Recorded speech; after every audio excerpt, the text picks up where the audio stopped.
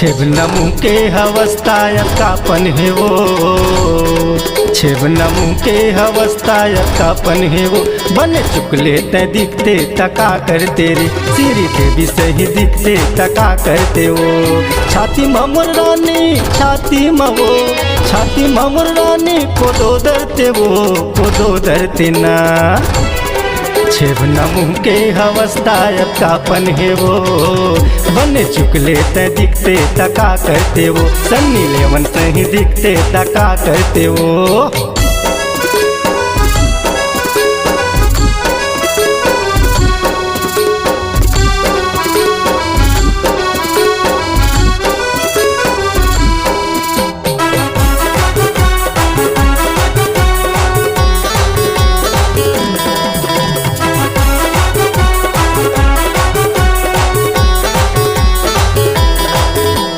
पढ़े लिखे मटूरी भोको लोलो, घूमै फिरैले फुर्सत रही ततो।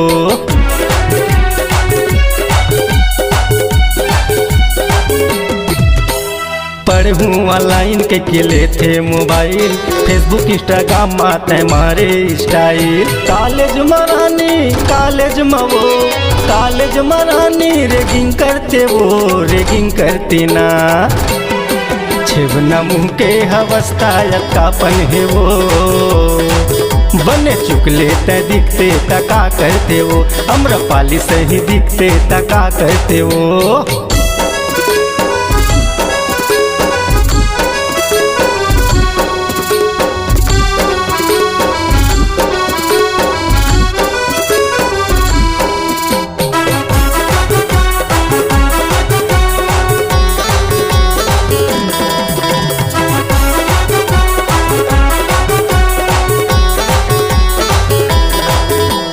छोटे छोटे कपड़ा तो खुला बदन, शहर नु है टूरी त कर ले शरम।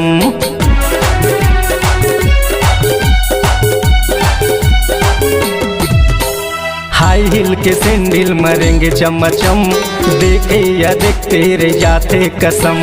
कहूँ वो समझते मोला समझते, कहूँ वो समझते मया करते वो, मया करते ना।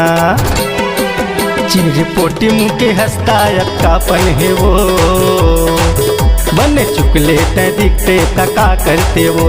अम्रपाली सही दिखते तका करते वो। छाती ममुर रानी छाती मवो, छाती ममुर रानी को दो धरते वो, को दो धरते ना।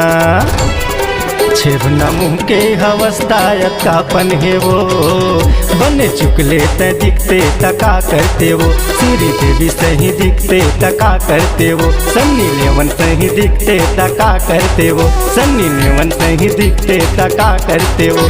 अम्रपाली सही दिखते तका करते वो।